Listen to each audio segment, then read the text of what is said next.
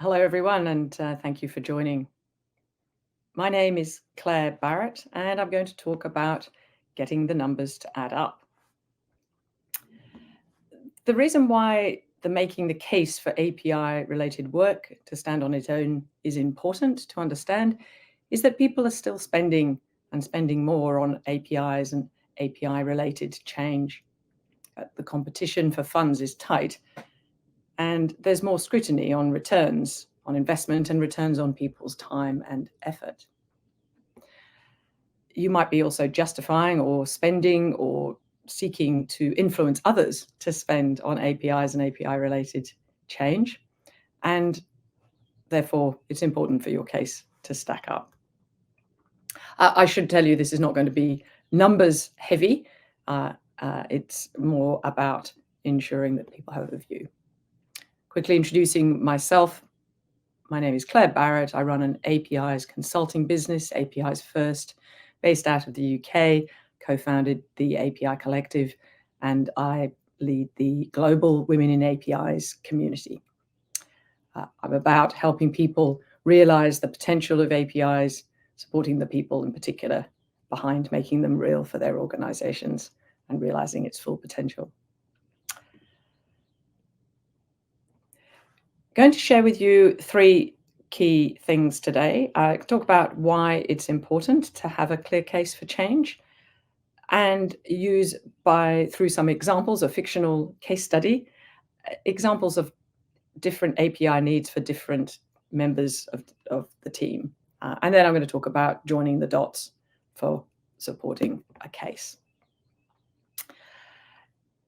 The reason why people need to be across getting the numbers to add up is they're either seeking to get funding, they may be working as part of a team to want to get the most out of their API-related investment, and they need to make sure they focus on where the value will be delivered, and/or they need to show the value of the work that they're either doing or have done.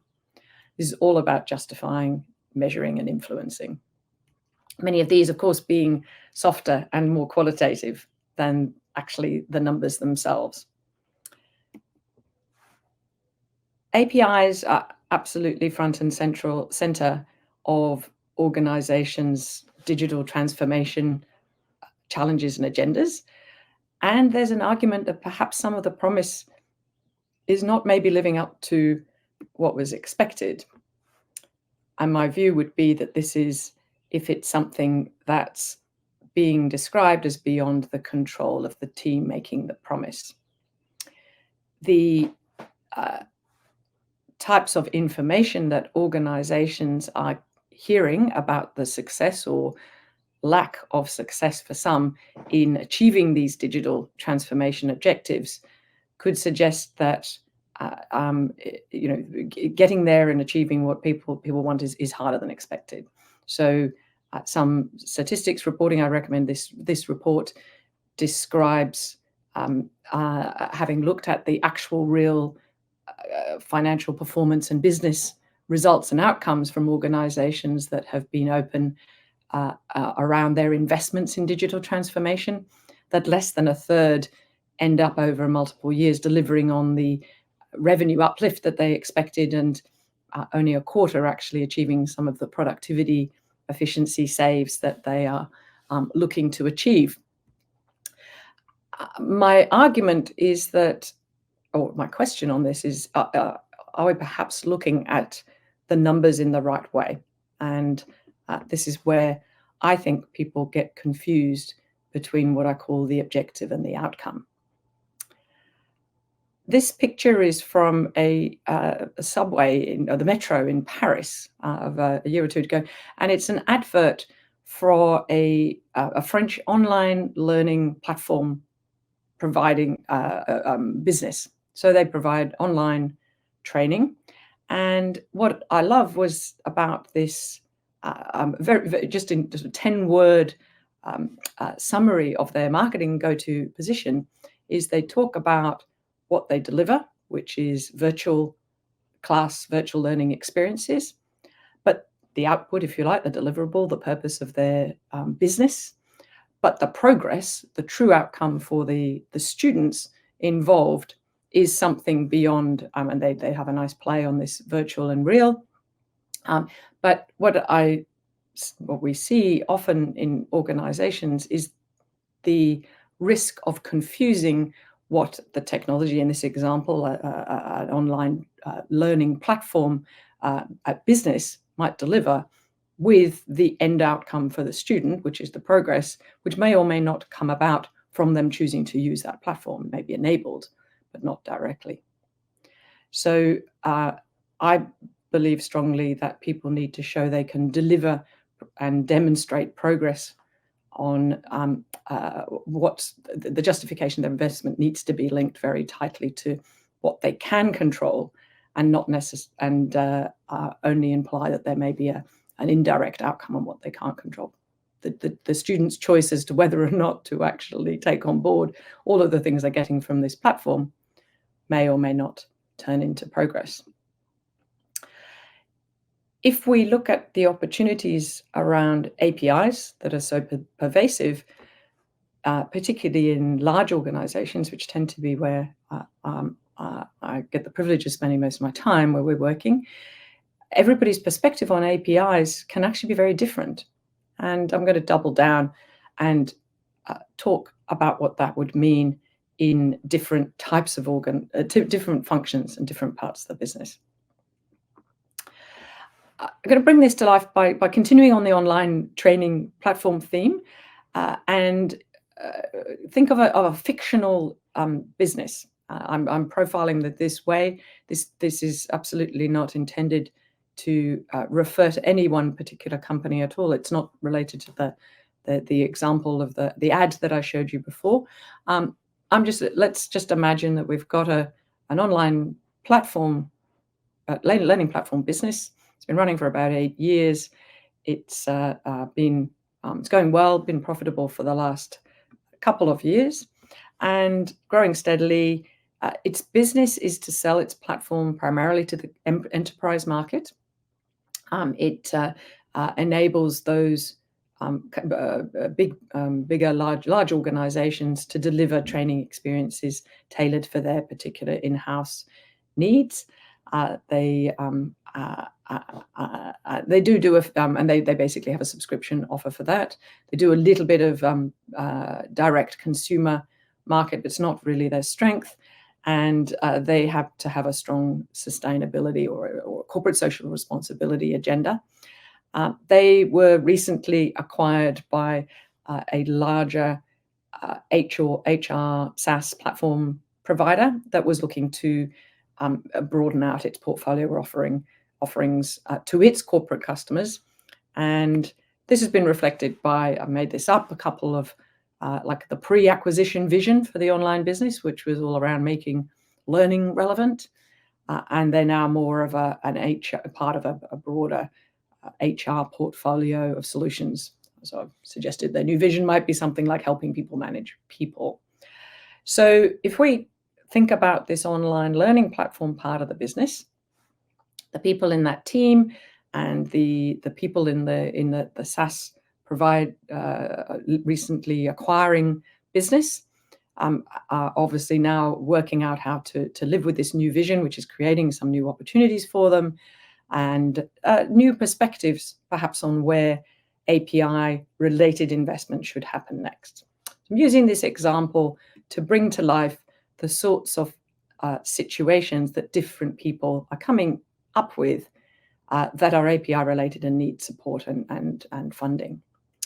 So each of these, I've taken 5 different major areas of an organization, and envisaging that, of course, each of these has a different set of stakeholders that they're trying to influence. Some customers themselves, others maybe internal teams, etc. And these would be, I think, familiar for any technology product business, but also for many organizations that are absorbing and using more of the software industry, technology industry terms for how they run and manage their integration space, their technology architectures, and so on.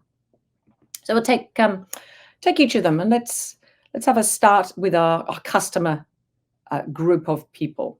So so just to give some background, the organization as a whole has been looking at this type of information that shows that there's absolutely a massive market for these online learning platform capabilities. So the sales reps in our fictional business are almost getting, if you like, a little bit frustrated about the way that their platform is going to market. So in the past, they were needing to offer a niche product, but of course now they've got the opportunity to leverage this bigger company. So as they go out and respond to tenders and start talking to clients for getting the best out of their system, they're getting leverage in. This is the sorts of message that's coming out for them. They're hearing from, meanwhile, the existing corporate customers of their enterprise existing businesses, telling them there's lots of pain points in the experience for students who are onboarding. So they've got 2 or 3 key priorities that they want to focus on, each of which has some API related impact. One of the things is that they're wanting to offer, be able to have a Gen AI supported story to help manage students needing help support online. And meanwhile, and also they've got sales team members who are wanting to get better access to customer insights. So for the customer team, so this is the sales team, account management teams, they've got a lot of API related needs to support because they their student onboarding process will come out of better process digitization, better support, better insights into customers, which would be measured and justified on these sorts of things. So if they were able to show that investing in technology and API-enabled support for digitizing the student onboarding process, that will lower the student effort. The students will be more likely to complete their course rates because we'll be offered a better, more compelling solution. And maybe the internal sales support cost will go down.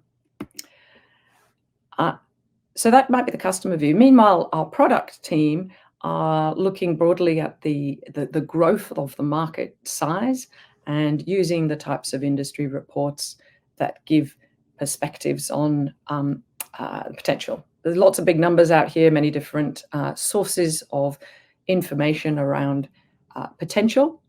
And that's being translated for our product team at this fictional company into wanting to push out into new market segments. Also looking to expand from their product investment into areas where they can embed and bring in functionality and capability from third parties. Of course, this will be API enabled. And they're also looking at ways to price their product that will give them more penetration into the future. This is translating into API needs to have more componentization in their product architecture in order to be able to quickly acquire and integrate into, as they progress into maybe new market sectors and segments. Also to be able to safely secure third-party APIs and consume those to make the product features richer and more functional. And they may be wanting to understand more about their pricing. So the justification for API-related investment for this product team is going to be about, will be shown and be measurable and demonstrable by a lower amount of time, less time to onboard new accounts, new enterprise accounts.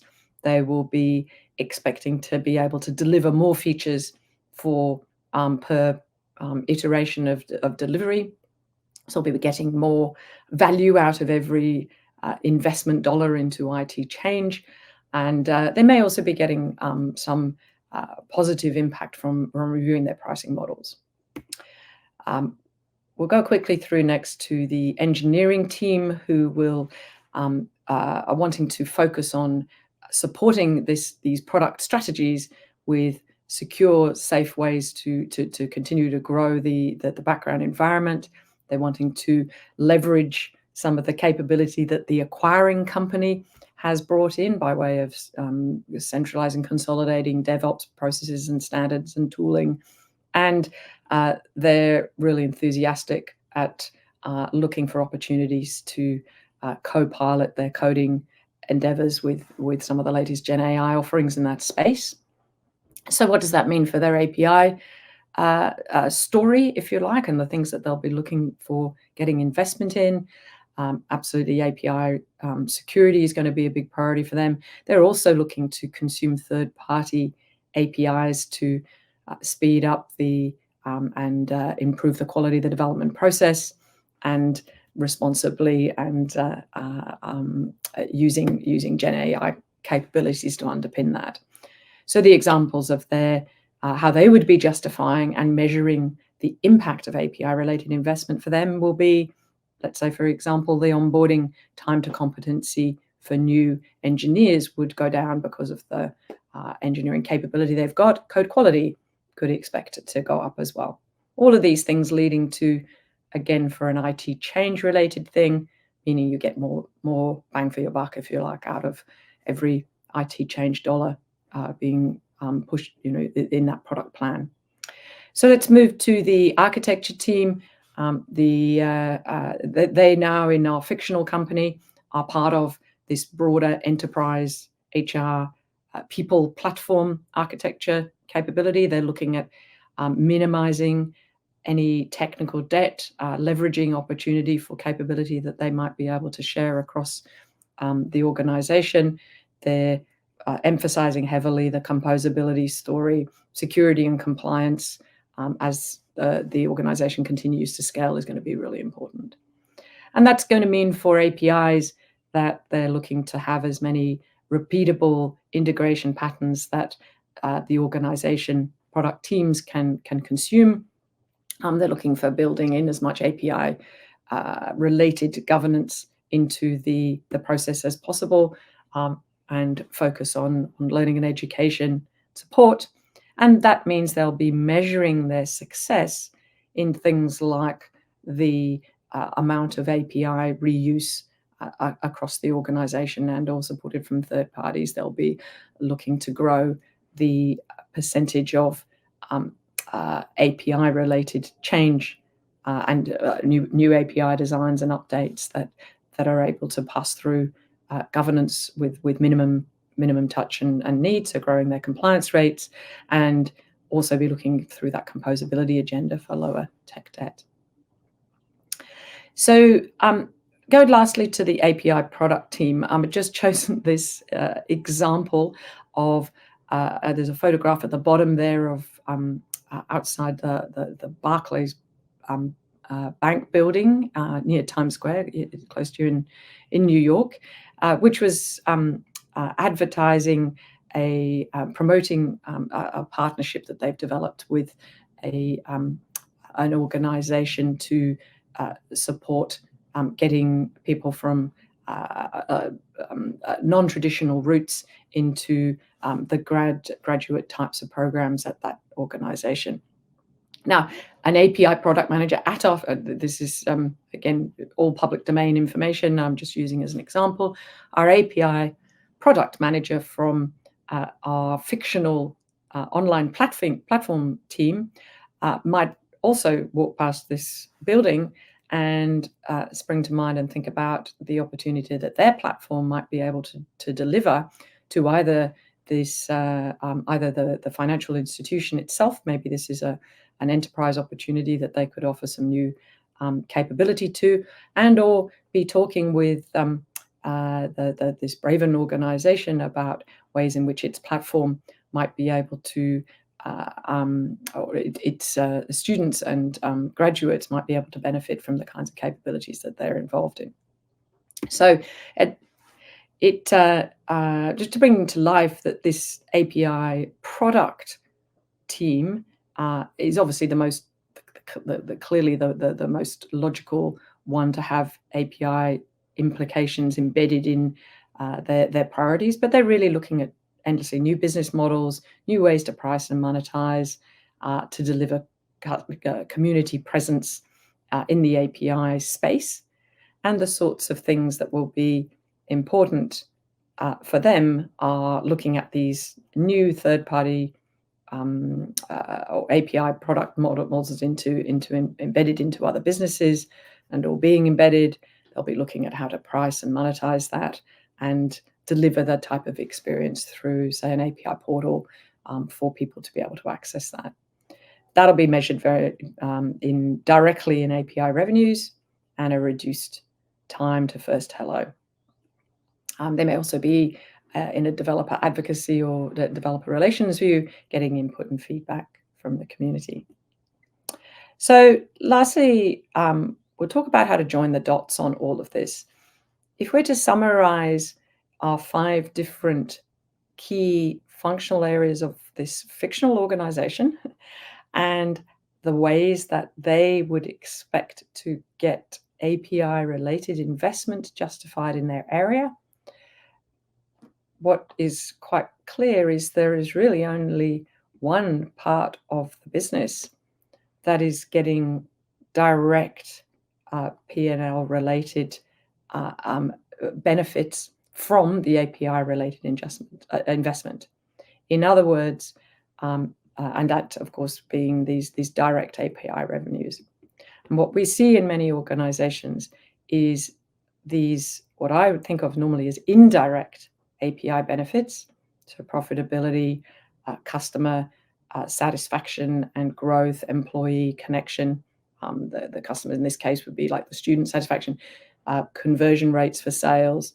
Those types of benefits are indirectly achieved from API change, and in fact they're even another step removed from perhaps the wider impact that this organization will have in society, in investment, the impact. So if we think back to the Paris Metro story, the real progress of a student and their readiness to go to the next level in their life and career is only an indirect outcome, very indirect outcome from having access to that platform, which may have been enabled and supported by APIs. So hence you see this multiple step. And I would remind people to beware of what I call the evaporating business case, having seen, unfortunately, multiple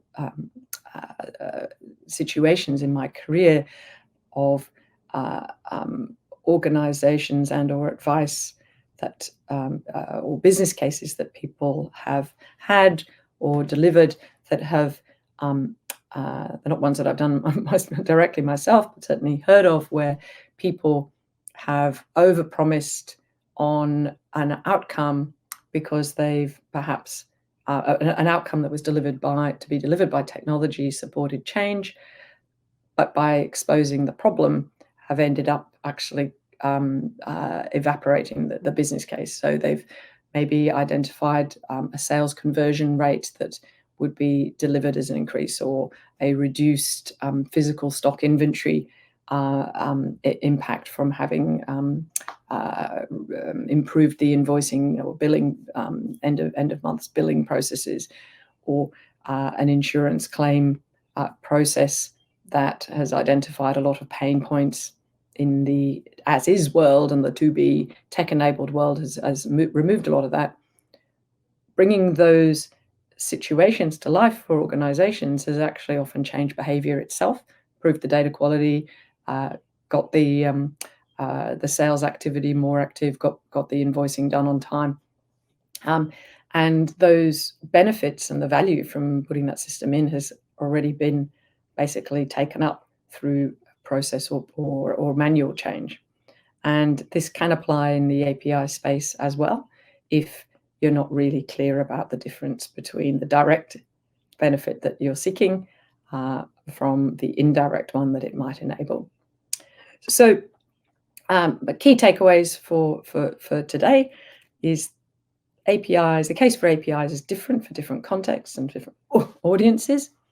You need to be able to join the dots, then not between the system activity that you're doing and its support and the